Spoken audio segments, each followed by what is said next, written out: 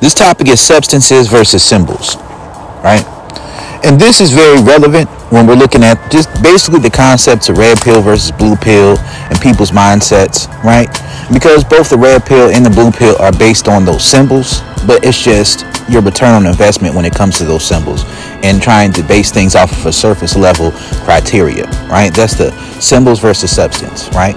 So there is the symbols of masculinity, right? That's looks, money, and status. Those are the things that usually denote that someone may be masculine because they have the looks, money, and the status, right? Now, they may have the masculinity, they may have the dominance, right? Because how are you going to achieve money, right? Or how are you going to achieve looks? If you have dominant genes, then you may have some good dominant genes that may make you tall, they may make you naturally, genetically muscular, or you may have worked hard to get that. But you could have done it with the wrong reasons. You could have done it so you could be feminine and submissive with a woman. You could have done it so you could be masculine and submissive. You could have done it so you could be feminine and dominant. You could have used steroids to do it. It could just be naturally how you're gifted, and it has no bearing on your actual personality and how you move and who you are as a person. Same thing can be related to money. Same thing can be related to social status. It could be something you were just gifted with, and it has nothing to do with who you actually are as a man. Understand what I'm saying? See, there are guys out here who have all three, still don't have any successful women because they don't have any game. And it's like, how do I put it? Like, I'm like 5'9". Right now, I'm probably like 190, right? Probably like 5'9", 190. I don't have a particularly muscular body build. Like, I have a nice little bit of muscle under me from doing boxing for years, of being a boxing coach and being a boxer. But see, the substance of masculinity is what? What does that size denote, right? If somebody's tall, somebody's large, what does that denote? That they can fight, right? That they can protect you, right? That you feel small in their presence. Well, my dominant masculine energy makes a woman feel small in my presence, right? The fact that I can actually fight, the fact that I actually have hands, right? That's something that can be researched. It can be observed. It's something that can be known. You have a reputation for it. People know you can fight good, right? I got a reputation, right? I can fuck. And I have a lot of sexual confidence.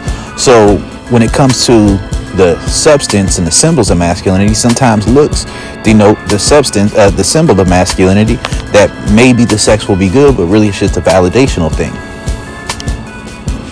You can have the substance of those things.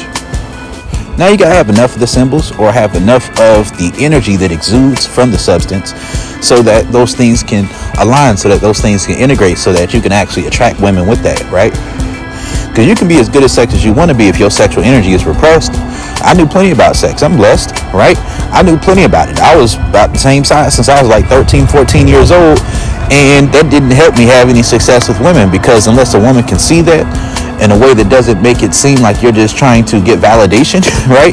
Unless a woman can feel that energy from you, it's not going to matter what you know, right? You can fight, but that doesn't mean that you're masculine, right? You could have the ability to be dominant, but that doesn't mean that you're masculine and dominant in the way that you deal with women, right? And the same thing can be related to women. Some women, they're beautiful, right? And beautiful doesn't necessarily mean that her pussy's good. Being beautiful doesn't necessarily mean that she's good at sex, that she has good sexual energy with the man that she's dealing with. It doesn't mean that because she's beautiful that she's feminine. Just because she has feminine features or she looks feminine doesn't mean she's actually feminine or submissive, right? Just because a woman is kind or gentle or nice to an extent, she could just be a people pleaser. She may not actually be feminine and submissive and receptive towards your dominant masculine energy. So somebody can look a certain way, but that doesn't mean they have the substance of what that is. Like, the substance is actual femininity. The substance is malleability. The substance is adaptability. The substance is being feminine and submissive. The substance is being masculine and dominant. A lot of people get really caught up on the symbols instead of the substance. And when you have game, is when you know how to make the substance more important than the symbols, because you have the substance, right? You have the substance of whatever that is, and you know how to have that in a way that correlates towards things that will actually help you in a relationship. So this is symbols versus substance. Brody, I'm out.